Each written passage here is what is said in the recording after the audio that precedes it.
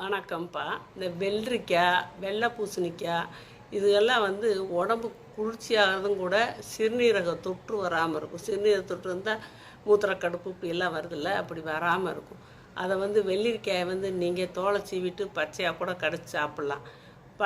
பச்சையாக கடிச்சு சாப்பிட்லாம். ஒரு சிலர் உப்பு மிளகா பொடி வைப்பாங்க. மிளகா பொடி வைக்காமல் கொஞ்சம் மிளகு பொடி வேணால் வச்சுக்கலாம், வச்சு தொட்டு சாப்பிட்லாம்.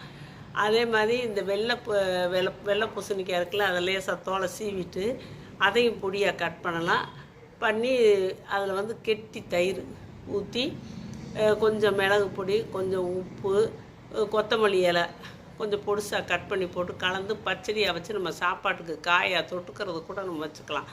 இதே மாதிரி வெள்ளரிக்காயுமே நம்ம இந்த மாதிரி பச்சடி செஞ்சு சாப்பிட்டா அந்த சிறுநீரக தொற்று வராது, உடம்பு குளிர்ச்சி அடையும், இந்த வயிற்று வலி இந்த மாதிரியெல்லாம் வராது. டெய்லி இனிமேல் வெயில் காலம் வருது, நீங்கள் டெய்லி வெள்ளரிக்காய் சாப்பிட்லாம்ப்பா. வெள்ளை பூசணியும் சாப்பிட்லாம்.